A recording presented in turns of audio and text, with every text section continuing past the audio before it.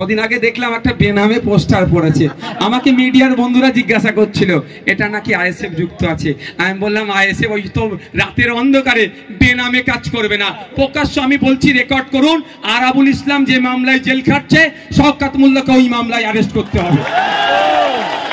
এখনো বলছি তো ভাই আমরা রাতের অন্ধকারে পোস্টার মারবো? আরে মার খাবো, মাথা ফাটাবে তো দিনের বেলায় মারবো। ও কাপুরুষের মতো কাজ ওদের দলের লোকেরাই গোষ্ঠীদ্বন্দ্ব করছে, আমরা করব না। আমরা প্রকাশ্য বলছি তো নোটোরিয়াস ক্রিমিনালকে আগামী দিনে সর্বোচ্চ আমরা চেষ্টা করছি জেলের ভাত খাওয়ানোর জন্য। পশ্চিমবাংলা জেলের ভাতের ভালো নয় সেটা আমি দেখে এসেছি, তিহারের জেলের ভাত তো খাইনি। আমার মনে হয় পশ্চিমবাংলার থেকে একটু ভালো হবে, কারণ সেন্ট্রাল গভর্নমেন্ট একটু অনুদান বেশি, দরকার লাগলে তিহারের ভাত খাওয়াবার ব্যবস্থা করে দেবে। এত আসমা ভাবিরাও ছিল, জিজ্ঞাসা করো না, খুব একটা ভালো ভাত ছিল না। রুটি ওই দিলকে জিজ্ঞাসা করো, এত পাতলা রুটি কি বলে, এরকম দেখলে দেখা যাবে এই মতো থেকে, তাই তো? ওই হ্যাঁ বুঝতে পারছো না? তবে একটা কথা বলবো, আমি জেল থেকে এতজন বেরিয়েছে, আমি 2-4 জনকে দেখেছি কিন্তু একটু মোটা সোটা হয়ে বেরিয়েছে আমাদের ছেলে, কেন কি জানি। হ্যাঁ আছে কোথায় সে? হ্যাঁ এই তো এই আসাদুল আমাকে যখন জেলে ধরেছে, মানে কলকাতায় আমাদের আসমা ভাই আমাদের যাকে ধরেছিল, দেখি একজন আওয়াজ ভাইজান ভাইজান করছে, আর আসাদুলের চিনা চিনা আওয়াজ, তার মধ্যে আসাদুল একে কে ধরলো কি করে, ও তো ভাঙড়ে, বলছে ভাইজান আমাকে ধরে নিয়েছে। তো কি হয়েছে, আমাদের জীবন থেকে 42টা দিন, জীবন থেকে 60টা দিন কেড়েছে, আর কিছু তো নয়, কিন্তু আমাদের জ্ঞান হয়েছে, আমরা নেতৃত্ব হয়ে উঠতে পেরেছি। আমি ধন্যবাদ জানাই মমতা ব্যানার্জিকে, তার ভাইপো অভিষেক ব্যানার্জিকে। তোমরা গট আপ করে আমাদের নামে মামলা দিয়েছিলে না, জীবনে জেলে যদি না যেতাম, পুলিশ কাস্টডিতে না থাকতাম, বারাইপুর জেলে যদি না যেতাম, জীবনের রাজনীতির একটা বড় অংশ আমাদের অসম্পূর্ণ থেকে যেত। আমি এই জায়গা থেকে ধন্যবাদ জানাই রাজনীতির জ্ঞান অর্জন করার জন্য, একটা অধ্যায় তারা আমাদের অনিচ্ছাতেও পূরণ করিয়ে দিয়েছে।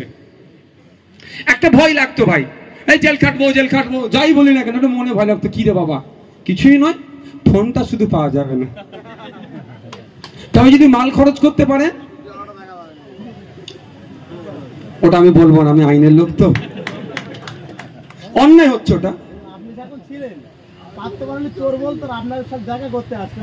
সেটা 100 বার সেটা হয়েছে, সেটা তো ওই বললাম না, আমরা চাকরি চুরির বিরুদ্ধে লড়াই করেছি ভাই। আমি বলবো আমরা সবাই প্রার্থী আজ থেকে, হবে তো ভাই?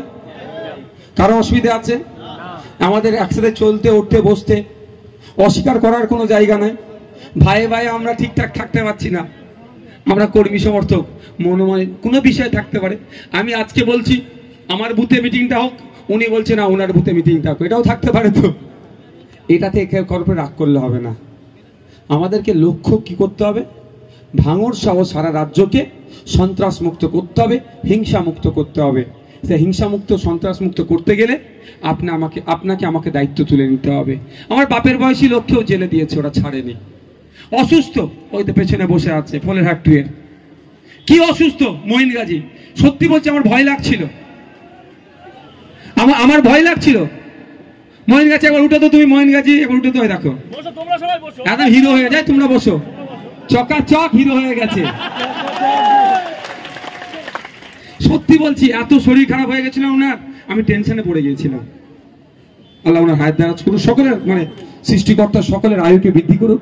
তো কি হয়েছে, আমাদের কাছ থেকে কেড়ে নিতে পেরেছে, আমাদের উপরে এত হামলা এত মামলা এত কিছু করেছে, মন থেকে আইএসএফ কারো মুছতে পেরেছে?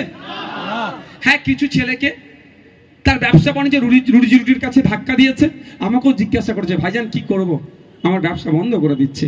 আমরা ভাই ওই নোংরা রাজনীতি করিনি তো, ওই লড়াই চাই, লড়াই করে বাঁচতে চাই, লড়াই করে মরবে ভূতের লোক আর নেতা বেঁচে থাকবে ওটা চাইনি। বলি যা তুই যা, আমি শুধু বলি ভোটটা দিবি তোরে, হ্যাঁ ভাইজান ওটা বলতে লাগবে যে এখন শওকত সাহেবের হাত ধরছে, কেউ আরাবুল সাহেবের হাত ধরেছিল, কিন্তু ভোট তো আমারই আছে।